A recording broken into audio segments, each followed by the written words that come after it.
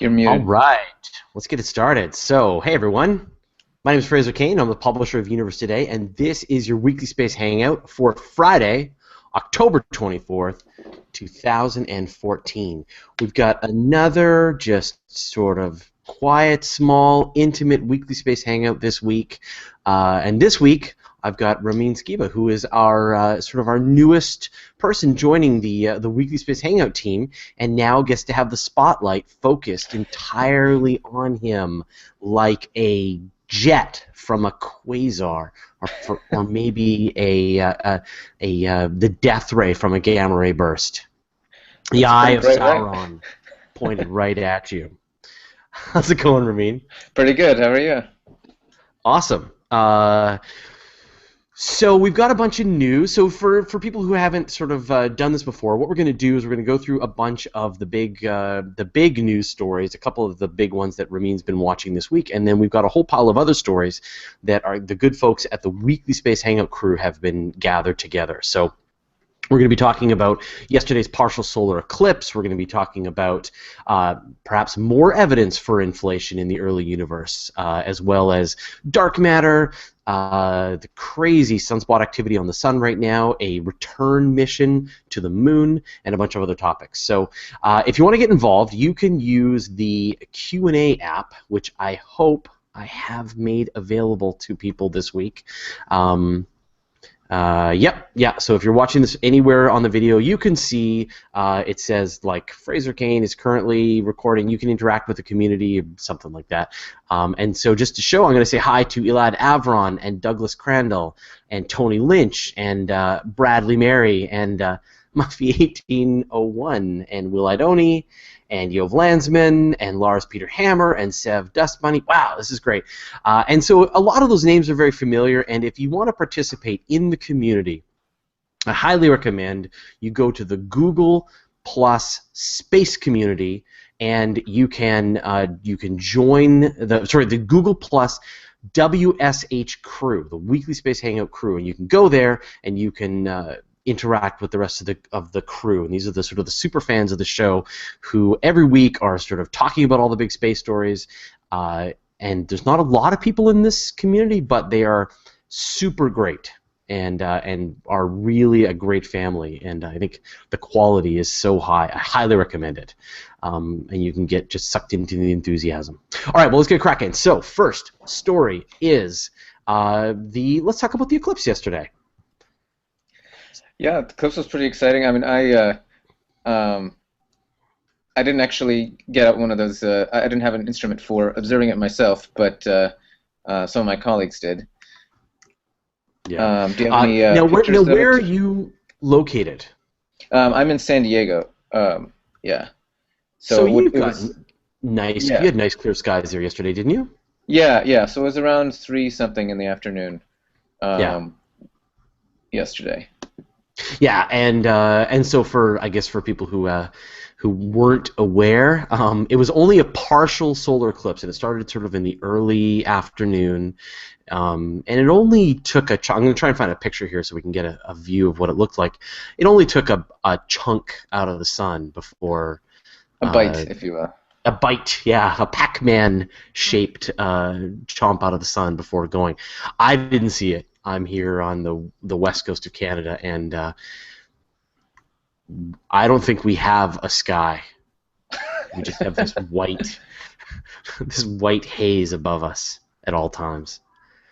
But tell me the story. So you didn't get a chance to see it directly, but people were observing it, and how did things go down? And actually, also, I still get emails from some colleagues at University of Arizona, and there were people there who took some photos. I'm going to see if I can find what they had. Yeah, I'll show you a picture here. There was so many great pictures. I was actually over on Instagram. You go on Instagram and you do a search for eclipse, just for the keyword eclipse. The pictures are just amazing. And so many great pictures. Someone had a great picture of the eclipse passing through behind a building. You could just see it. a building that was in construction. Someone else got an airplane that happened to be going across it when the eclipse was happening, which was fantastic. But this is sort of the maximum. The picture I'm showing right now is sort of the maximum view of what the eclipse looked like.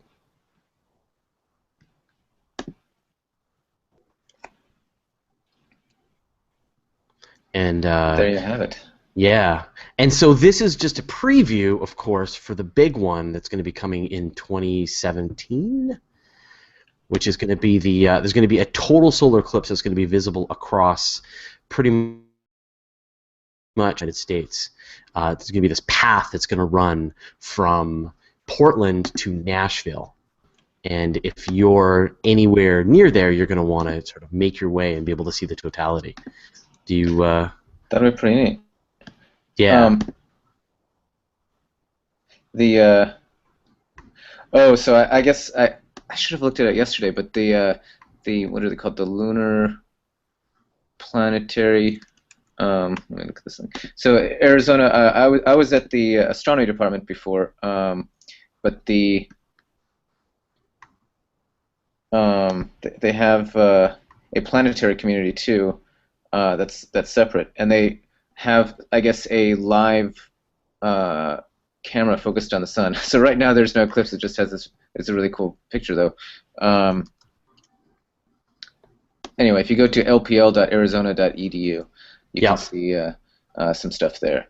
But yeah, so I think that they were more active than the San Diego astronomers as far as participating in it. But but it was pretty well attended all across. I was seeing pictures from people all across all across North America were chiming in with their pictures. It was great. I'm going to keep sharing some more pictures here because it was so beautiful. Yeah. But no luck here for me to be able to see it. But we get a couple of these every year, so it's that happens somewhere around the Earth. And of course, we get the lunar eclipses as well. Here's another great one. Look at this. Oh, that's great. Yeah. Yeah, isn't that amazing? Yeah, and it looks bigger because it's lower on, with the trees and everything.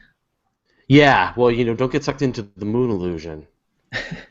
But now we were going to talk about this in the sort of later on in the show, but I figured we'll bring this up a bit, which is one of the best features about this eclipse is that sunspot region, which is called AR 2192, and you can see it right there at the bottom of that image, really hard to miss, and this is the largest sunspot in a decade, and that sunspot is as big as Jupiter.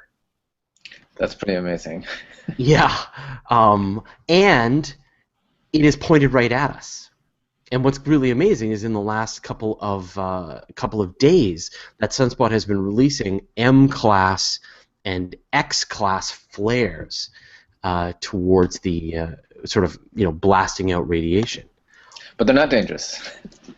No, so I mean, if we do get an X-class flare pointed at the Earth, what does that mean for us? Well, I think you have to have. I actually don't know what. I think those might be different wavelengths, right? X-class is just the amount. So an M-class flare is the amount of radiation that's, the power of the flare. Right. So I think, there was a flare that was, I think it was earlier this year, which was a pretty big one. I don't remember what class it was, but flares, if they give off, what's it called, a CME, a coronal mass ejection? Yep.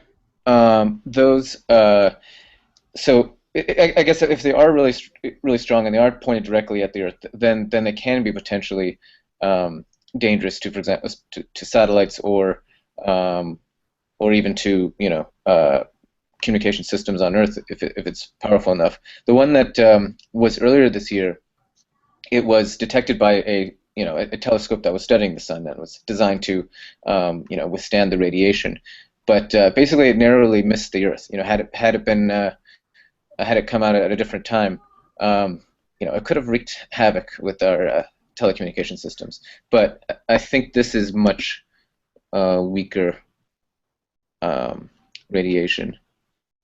Yeah. So, I mean, as you said, the worst case scenario is that the coronal mass ejection that will, if the flare is pointed at Earth and this sort of stream of particles coming from the sun actually interact with our magnetic field and Exactly. channel down through the north and southern magnetic poles of the planet, then you'll get this beautiful auroral displays, and if we're super unlucky, some disruption of electronics in spacecraft. That's the risk.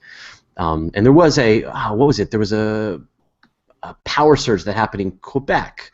I think like about a decade ago, where this happened. You had a really powerful auroral display, and the interactions with the sun did sort of overwhelm the electric grid, and the power was taken offline for a while. Oh wow, I didn't know that. Yeah, yeah. So but it's mostly, and it's definitely, to life, it's definitely harmless to us. But I'm really hoping, like, it's been a couple of years for me to have seen an auroral display, and the last one, man, like 10 years ago was the last time I saw auroras, and now the technology is so good for being able to predict where these auroral displays are happening that you can kind of imagine. Yeah, and so you can actually see these great. NOAA does a great one, has a great map, and you can see this great simulation of the Earth and a simulation of where the active auroras are right now. And so if you see green in your area on the planet, then you could literally go outside and look up and see, with a high rate of predictability, auroras in your sky, and that's just unheard of. I'm jealous. In Southern California, we obviously don't get that. If there's green Yeah. in the sky, it's probably aliens or something. Yeah, well, we don't get them very often where I live on the west coast of Canada, but in the middle regions and definitely to the north, people see them all the time. I just looked at the flares, by the way, and they go B, C, M, and then X class, and each one is 10 times more powerful than the last. But there are ones more powerful than the X ones, and so, you know, it could be worse. Have we seen one of those? One of those has ever been recorded. I wonder what the strength of that one was. That was. Yeah, Oh, I think so I said it was earlier this year. It was actually, I think, last year, but the paper came out this year. right. But anyway, it was a big one. Yeah.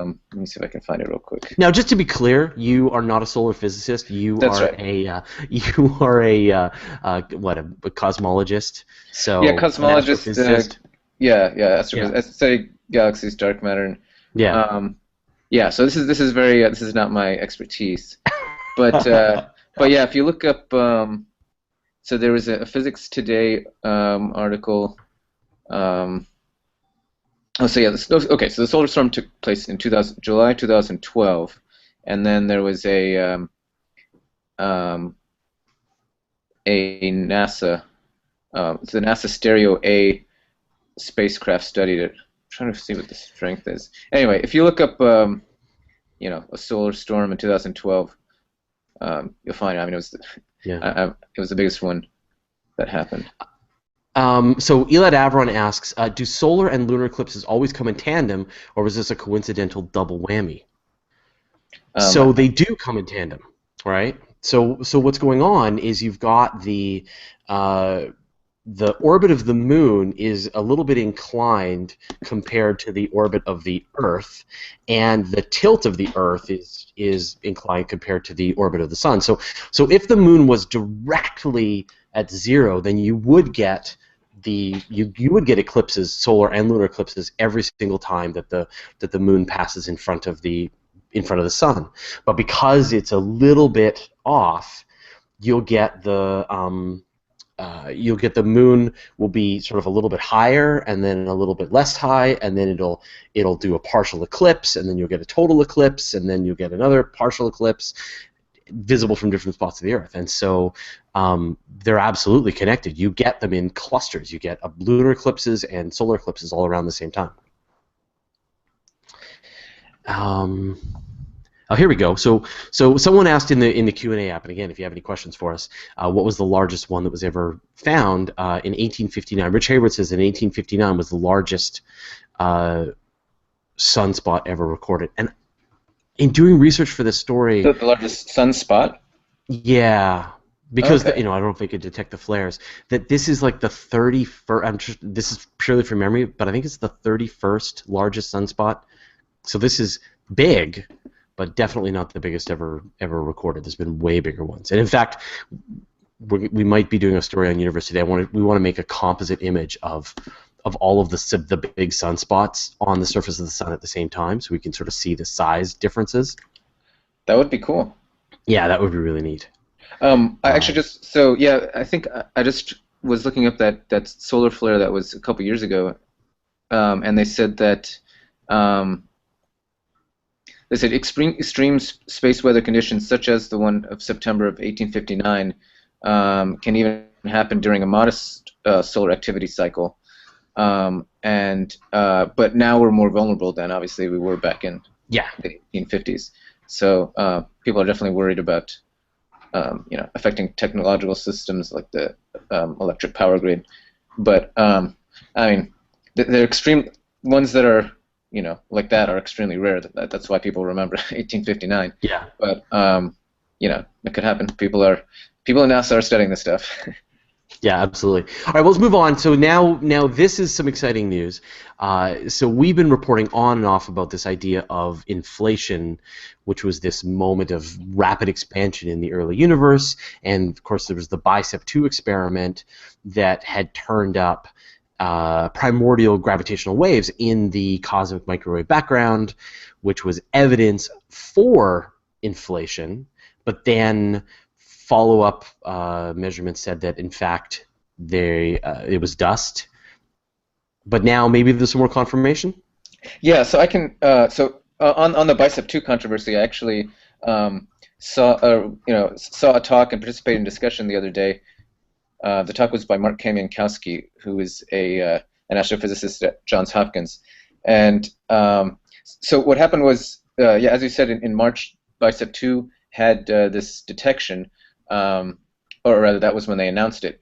And I should point out there are Bicep 2 people at UC San Diego who are involved. Some, I guess I'm more inclined to believe them, but then people from the Planck telescope collaboration, they announced that, with their own measurements, they found that it seems that the Bicep 2, the region of the sky that the Bicep 2 was studying, may be affected by, as you said, emission from, or rather polarization from dust from in the foreground. So as in there are dust grains of various sizes in the Milky Way, and they too can polarize the light in a way that can affect the measurement. And so the Bicep 2's measurement isn't really in doubt, but how much of the polarization, the contribution due to the dust in our own galaxy is not known, and it's possible that they underestimated the effect of the dust. So then so there are a bunch of different telescopes, a bunch of different collaborations trying to study this, because a detection of inflation would be extremely exciting. It would be really, really huge result. Or if it turns out what we think we know about inflation turns out to be wrong, that would also be interesting. So POLARBEAR is so Bicep 2 is in Antarctica. POLARBEAR, I think, is at the Atacama Desert, and there are people at UC San Diego involved in this too. Cam Arnold is one of them. I think he's one of the lead scientists there, and he. So they have new results. So he and Brian Keating have results that they are publishing on. I'm trying to see if it's submitted or accepted for publication. In any case, they think they found what is called B-mode polarization of the cosmic microwave background radiation, and their detection is about 97% is a statistical significance. So that's more than 2 sigma. So it's definitely suggestive, but it's not totally a smoking gun. In fact, in one article I saw, I saw a quote from a certain Dr. Koberlein. So just he isn't here today, but he says this isn't a smoking gun. Still, the work demonstrates that there is an inflation signal because it can't be all dust, and so it does seem to add more evidence. But more work needs to be done. More analysis with these other telescopes and ongoing work with BICEP2 and the Planck collaborations. So we'll figure out, exactly how much polarization from the CMB can we detect and how much is there from the dust. So if this is confirmed in the next couple of years, this would be definitely a huge result. But yeah, so it's so far only 97%. Only 97%. We want our 6 sigmas. We want to detect it to the level that, like, the Higgs boson, right? Yeah. But this is how this science works. Once this really amazing discovery is announced, or this really compelling evidence, then other people come along and do their best to try and poke any holes in it and look for any flaws in the experiment, and then other experiments come online to try and validate the results and look at it in different ways, either to overturn the discovery of the dust or try to actually confirm the original discovery. So this is science in action. It's wonderful to see this process just going on step by step by step as they look to confirm or invalidate this discovery. And as you said, right, either way, if inflation is confirmed, that's super interesting. And if inflation is not found to the degree that it should be there, that is also super interesting. So, yeah, currently it's our best explanation for why the universe is expanding the way it is, and how it got to be. So it is best explanation for the cosmic microwave background fluctuations, but it remains to be confirmed. So we'll have to see, and a lot of cosmologists are can't wait to get more of these results. Yeah, and it may require down the road just more. Like, we look at the imaging of the cosmic microwave background, the first stuff done a long time ago. Man, what was the first spacecraft? I forget. Kobe, and then there's actually a Russian one that came before Kobe. Yeah, that's right. Yeah, and then Kobe did a really good one, and then the WMAP made it even more precise, and now Planck has made it even more precise. And this is the kinds of successive iterations as they really start to fine-tune the kind of instrumentation that they require. They start to really, and they get some feedback on how well their current experiments have worked, and they get a sense of what to do to get more and more precision. So this story is not over yet, but should it be confirmed, there's a Nobel Prize here. Yeah, the Kobe scientists got Nobel Prizes for their original detection, and that was what is called E-mode polarization. And so, yeah, B-mode, which is much weaker signal, much harder to detect, this would be, I'm sure that would be Nobel Prize worthy. Yeah, so stay tuned, and we'll keep talking about it. And I know you all find it so fascinating. So, all right, so those are the stories that you have been following this week. So we're going to go on to the stories that were suggested by the Weekly Space Hangout crew. And again, this is a Google Plus community where you can go and join the super fans of the Weekly Space Hangout, and they've been doing a great job. They just talk about space stories that fascinates them, and what we do is we sort of look around at the stories that they're talking about and try to present them to the folks here on the show itself. So the first one, this comes from Shaquille Nelson, and this is the story that scientists have built their first map of the hidden universe. And this is the first 3D map of the adolescent universe has been created, showing the distribution of dark matter when the universe was much younger than it is today. So have you been following this story? I've been following it a little bit. Yeah, so it's, calling it the first map is maybe a little bit, other people have done related work as well.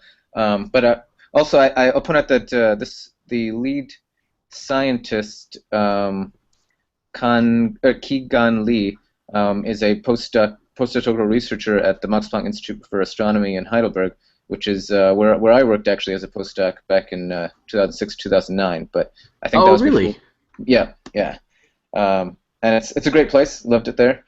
But people come and go. I think I think he must have started there after I left. But yeah, so what people call the cosmic web is what yeah, exactly. There's a picture of it there. There's this filamentary structure that we think arises from. So if you look at simulations of dark matter particles, so numerical simulations, you see that when the particles move by gravity and with the expansion of the universe, naturally what begins to happen is that in slightly over-dense regions, you tend to find more dense structures. So dark matter particles collapse and form what we call halos. We think that gas collapses in the same areas, and then in less dense regions, you can form voids. Over time, the clumps of dark matter merge together to form larger clumps, and the voids become larger. And so you form these filaments, and then where filaments intersect, in knots, you find the really dense areas. And those are the places where we think galaxies are found, and then get groups or even clusters of galaxies. Now, where the dark matter particles are coming in and forming these halos, also we think that gas is cooling and collapsing and forming galaxies. So a galaxy is actually denser and smaller than a dark matter halo that it's within. And so the way I describe it is, if you can imagine, say, a marble inside a big fluffy cotton ball or something like that, because dark matter is, goes out to larger scales, less dense, and it's kind of fluffier too. The extent of a dark matter halo is not as clear as a galaxy.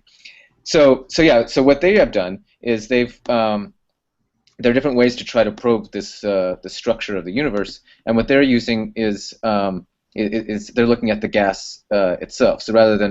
So while I've looked at stars and galaxies, they've used light from hydrogen. Let's see if I can find the details here.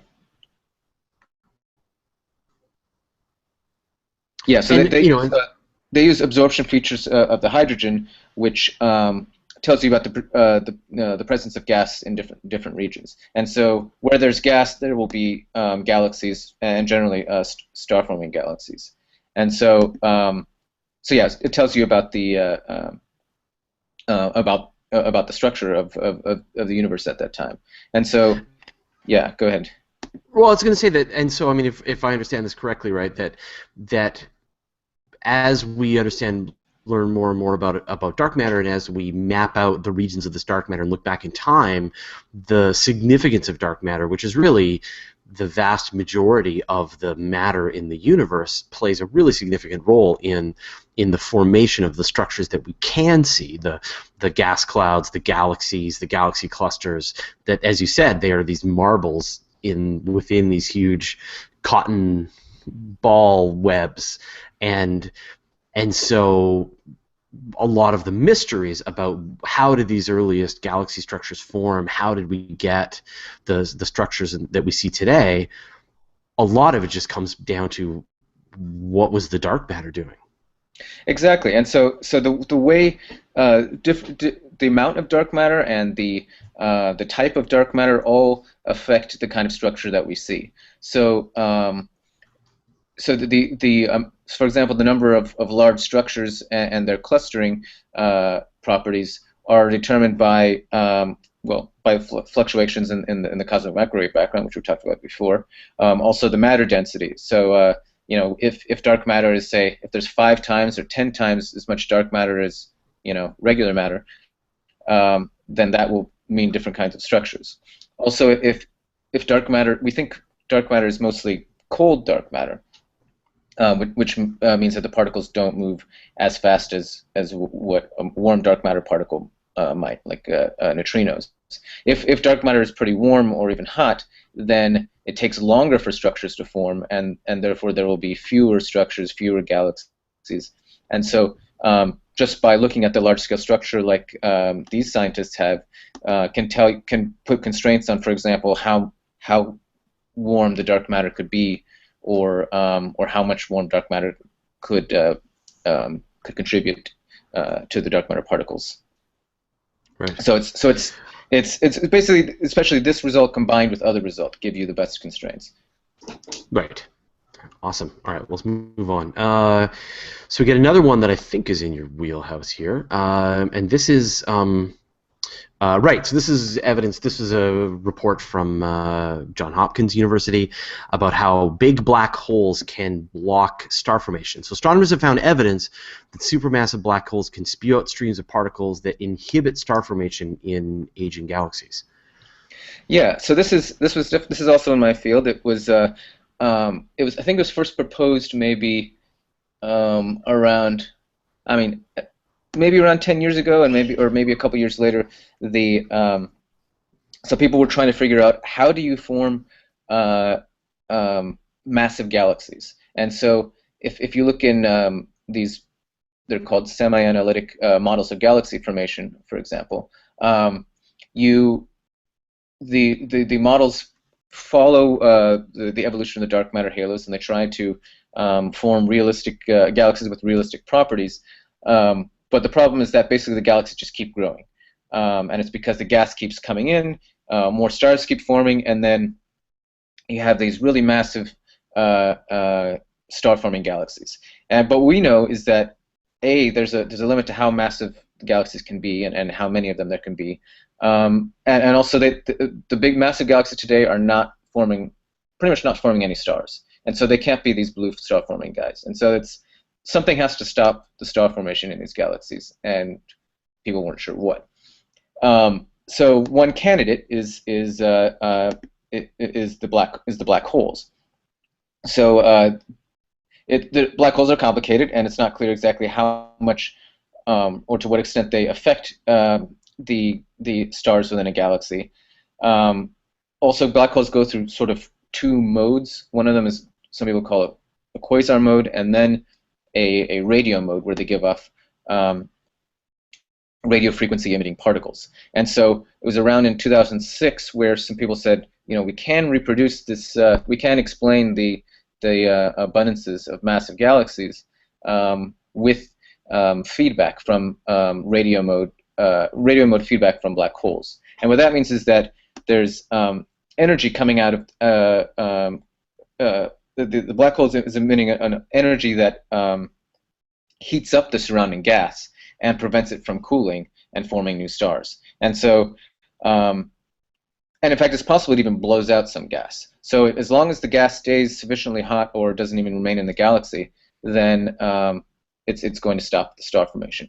And so that was theoretical, and this seems to be a observational evidence in favor of that happening.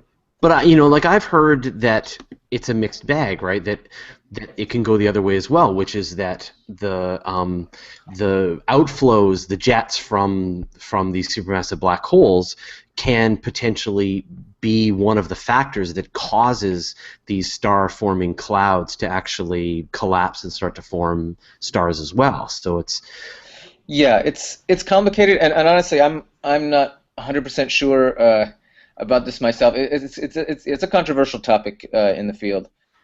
People aren't sure. Some people think that it looks like some galaxies are shutting down their star formation, maybe at a different time. So it's not clear what's causing what. There's correlation, but maybe not causation. So it's not clear whether the black hole is definitely the primary cause of the shutdown of star formation. We do know that at some point, over the past few billion years, the massive galaxies have stopped forming stars. And we do know that many of these massive galaxies did have active black holes in their history. Whether those two things are related directly or not is not yet clear. So it's something that people are still working on, and so this definitely adds to that conversation. Yeah. Okay, so we're going to get you out of your comfort zone now, and we're going to talk about, we're going to get out the smelloscope and point it at a comet. And sort of this, we covered this at Universe today as well, which was that scientists have a bit of a sense of what a comet might actually smell like. And so when researchers built the Rosetta mission, they built a bunch of instruments, including a spectrometer, and that allowed them to detect and analyze what compounds are on the comet. And so some of them are what is it? Ammonia, formaldehyde. What are some of the smells that they found? Yeah, that sounds pretty smelly. Yeah, so comets, Hydrogen. as we talked about before, they have ice and dust, and so and in fact, it's possible comets can bring organic material, and so they're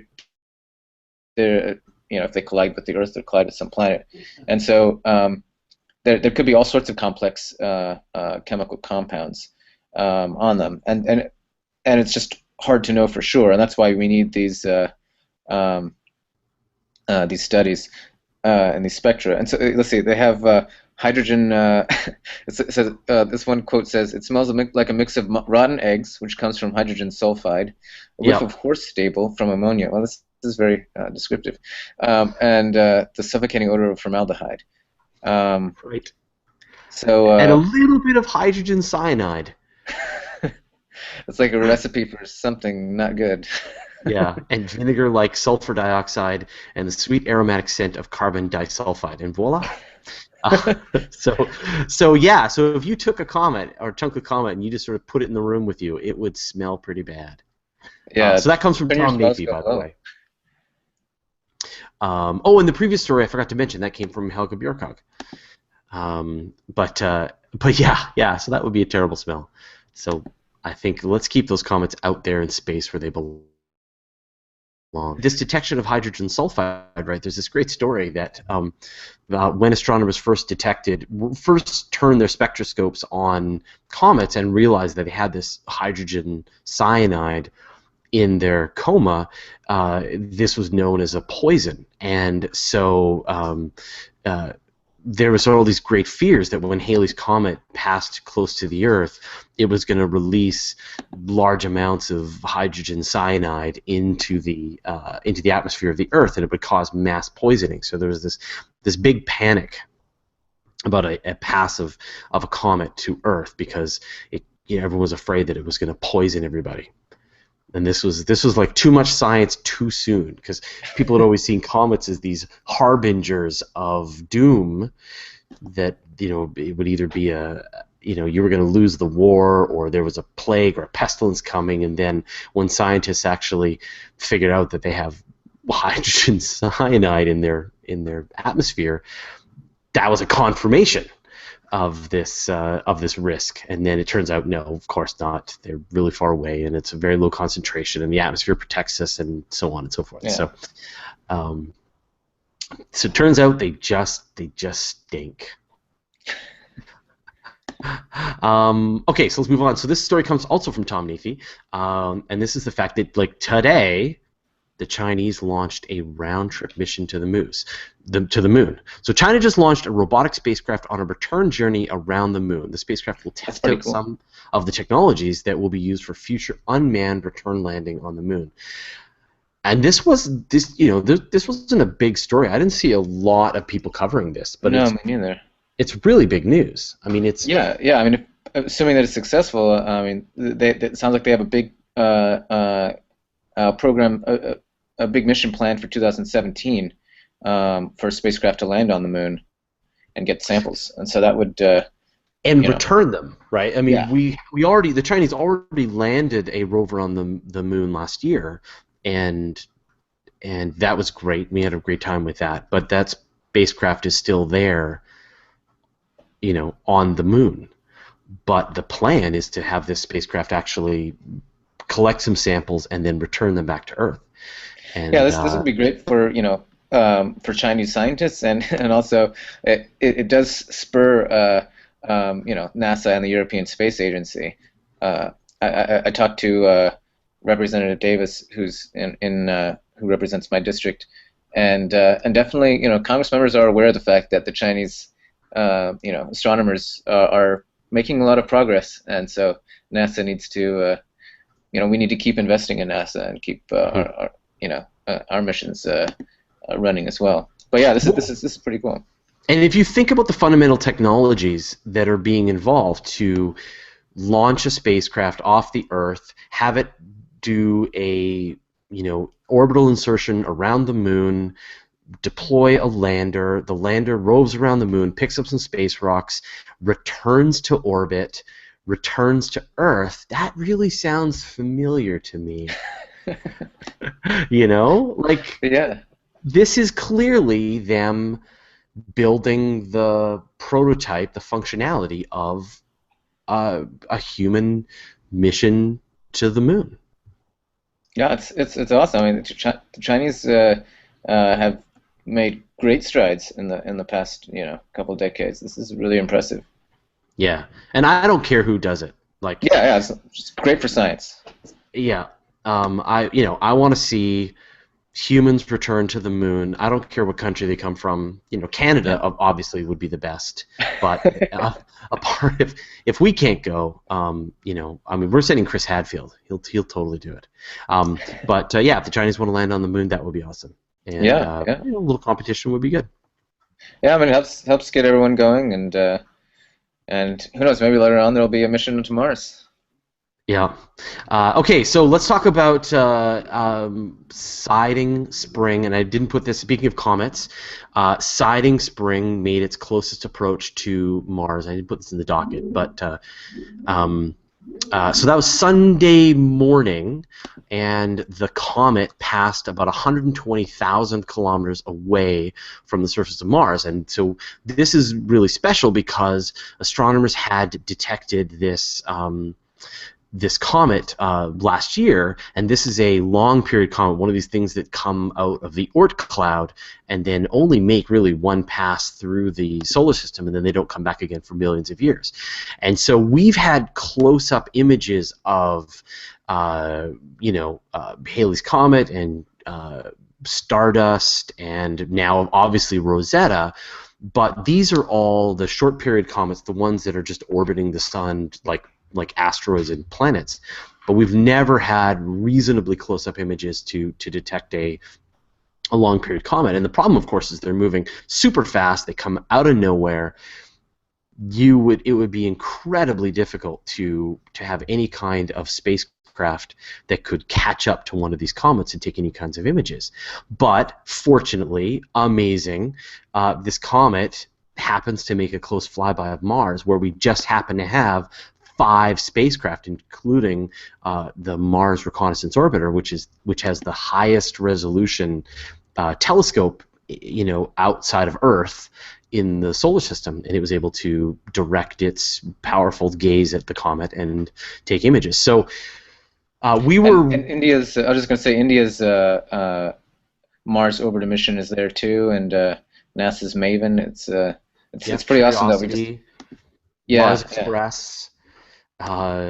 Opportunity, and Yeah, so all these images were percolating out onto the internet over the course of Sunday, Monday, Tuesday, and we're still waiting for some of the better images, a lot of the stuff to be processed by the scientists. But what an opportunity! Yeah, that's pretty exciting. It's also good timing, getting people ready for the attempt to land on Rosetta in a couple weeks.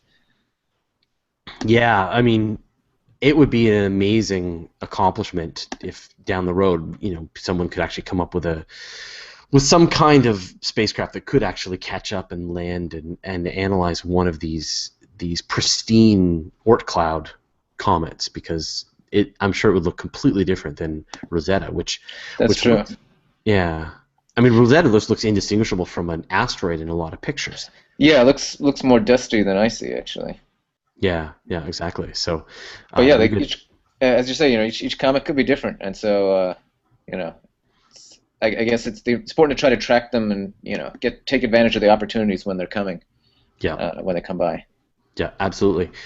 Cool. All right, let's see if we have any questions. Well, here's one. So Adam Synergy asks, I know that Ramin has been involved in the Zooniverse Galaxy Zoo project. Can you talk about the science that has come out of this citizen science project? Sure, I'd be happy to. Yeah, I've been involved in that for a while. So the first Zooniverse project was Galaxy Zoo, and it's sort of the flagship. And actually, my most popular project, most highly cited paper is with Galaxy Zoo, where we looked at the distribution of galaxies as a function of color versus as a function of morphology or structure, and there are interesting differences between them. And in fact, one thing that we showed was that because of those differences, there isn't an equivalency between, say, elliptical and spiral galaxies versus star forming and passive galaxies. People used to treat those as pretty equivalent, but there are differences. So, for example, some spiral galaxies are actually not really forming stars anymore, and so that kind of goes back to the other issue. Is it due to black holes or is it due to something else? Gas being stripped away or what? But yeah, so Galaxy Zoo is probably the most well-known of the Zooniverse projects, but they have a bunch of other projects, and we could talk about this more later, but we're planning a Zooniverse session on Zooniverse Science at the AAAS meeting in February. So the AAAS is the American Association for the Advancement of Science. They're the ones who publish the Science Journal. And so we have a bunch of people from these different Zooniverse projects, from these citizen science projects, talking about what's going on. So another one is Snapshot Serengeti, where they're taking pictures of animals in the Serengeti, these automatically triggered cameras, and people are looking at those images. There's also Space Warps, where people are looking at gravitational lensing, so distorted galaxies and other objects. There is Disk Detective, although that one won't be in that session. There's one called Old Weather, which is kind of neat. People are looking at these ships' logs from 100 years ago or older, where people took meticulous notes about the weather, and when you poured over all of these logs from different times, you can get a history of climate change. And a history of the climate, and tell us about climate change today. So that's pretty cool. I would have never thought of that, but somebody came up with this idea, and it's a really great idea. Yeah, super interesting. I mean, we're doing a bunch with CosmoQuest as well, right? With moon mappers and Mars mapping, and it's a wonderful time to be interested in this kind of science, and as a regular person, you can get involved in these citizen science projects and actually participate and contribute to actual science. And the scientists, maybe in the olden days, the scientists really had an arm's length relationship with the public who was paying their salaries. But now there's a real recognition that regular people have a role to play in helping get some of the science done. Yeah, I have to say, when I first got involved in Galaxy Zoo, these catalogs of galaxies, these classified galaxies, was by far the biggest thing that's ever been, the biggest set of classifications that's ever been done. So this was amazing. People would usually, it was some poor graduate student who would have to pore over a couple thousand images, and it would take a long time to classify them. But then in a few years, we had 500,000 or more galaxies classified a few dozen times, and when we tried weighting, the professional astronomers' classifications higher, but it actually didn't make much of a difference. The public, there's a little training program and everything, and once they go through that, they're doing as well as the trained astronomers and producing these great classifications. The study that I did would have never been possible before Galaxy Zoo, and so it's really enabling new science, and people now, even with smartphones, can get involved and classify images or participate in other projects, and so it's really exciting stuff. Yeah, awesome. So I want to so I wanted to sort of talk to people who are watching the show and get your feedback on a bit of a format change that has been sort of running around in my head, which is that I've been really enjoying, like last week it was sort of a one-on-one with me and Morgan, and this week it's been a one-on-one with me and with Ramin, and we get a chance to sort of really delve a little deeper and do the one-on-one. And I find the conversation flows a little better than when we got a big crowd. So I was thinking of sort of booking a bunch of guests and trying to sort of move in that direction. I'd love to know sort of what your thoughts are, whether you prefer this really big sort of round robin, table of all of these folks, or sort of smaller groups of people, the 2, maybe 3 people talking at the same time, as opposed to a large crowd. Obviously, the cat herding is very complicated to try and get all these people, so it's a lot easier if we can just kind of book one guest The downside, of course, is that someone's got to cram a whole pile of information into their head, which you've seen today. But I'd love to hear your feedback. If you've seen sort of last week's show and this week's show, do you prefer this format or the ones where sort of all of your favorite faces are there, but they're not maybe talking as much and sort of talking over top of each other? So I'd love to hear your feedback. Just send me either. Post a comment in, if you're watching this over on YouTube or in the event page, or just send me an email at info@universetoday.com. Thanks to everybody who got back to me about the fact that they do like to see the archived video downloaded via iTunes, like as podcast. So we'll keep that up. You can get those from, I believe it's universetoday.com/video. And you can access the RSS feed from there. But yeah, so thanks to everyone who gave me feedback before. Now you get to give me some new feedback and tell me what you want. Tell me what you think. Cool. So Ramin, where do we find out more information about you? So I'm at Ramin Skibba at Twitter, and if you want the smallest bits of information, and raminskibba.net is where I blog about astronomy stories as well as science policy issues that I'm interested in. And my website at UC San Diego, if you just Google R. Skibba at UC San Diego, you can find my research on large-scale structure, dark matter, galaxy clustering, and things like that. You can hear about my latest work there. Fantastic.